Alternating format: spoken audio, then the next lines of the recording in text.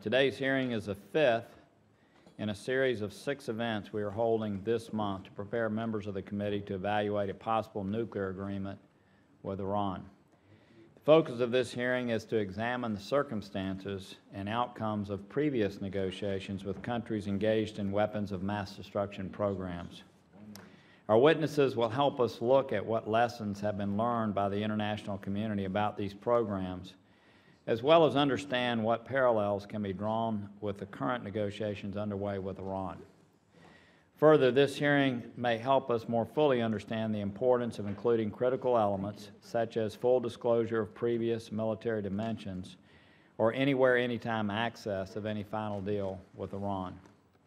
While some may reject comparisons between negotiations with Iran and previous negotiations with North Korea, Libya, or Iraq, there are important lessons that can be drawn from reviewing those experiences, including the reasons for the country to engage in WMD research and development, the factors that brought the international community to the negotiating table, negotiating postures or pressures that worked and did not work, why an agreement was successful or not, and lessons learned from monitoring and the inspection of agreements. Throughout the negotiations with Iran, I have been concerned that this administration has not learned from history and may repeat many of the same mistakes made during the North Korea negotiations. I fear that the administration may again provide the green light for a slow and measured nuclear development program that does little to deter Iran from laying the foundation for a weapons program after it reaps the benefits of sanctions relief. I hope our witnesses can provide us with some insight on the following questions. What are the key circumstances that led to the collapse of agreements and negotiations with North Korea on its nuclear weapons program? Do you see any similar warning signs from Iran? Did the U.S. enter negotiations on WMD programs with Libya, North Korea, and Iraq from a position of strength? Or did the desire to achieve an agreement overshadow key considerations that should have been taken into account? Are there similarities that can be drawn between the negotiations that occurred with Libya, North Korea, and Iraq and the current negotiations with Iran?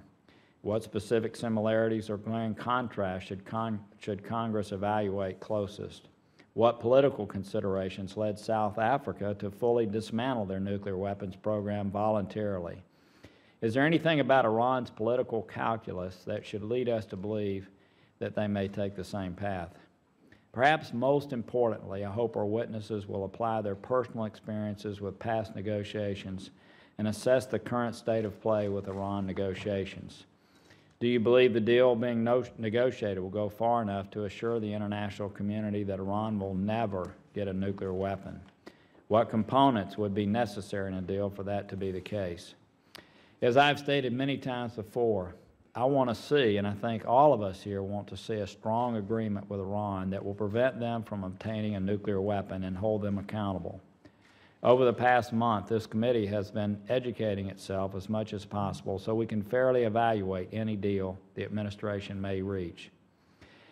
And as we have met with nuclear scientists, regional experts, and former administration personnel, I have become more and more concerned with the direction of these negotiations and the potential red lines that may be crossed. It is our responsibility to examine this issue and any final deal that may be reached with a skeptic's eye so that we can determine whether it will be in the best interest of our country and the world. I hope you will be able to provide some historical perspective on that, and we thank you again for appearing before the committee, and I look forward to your testimony. And now I'll turn it over to our distinguished ranking member, Senator Cardin.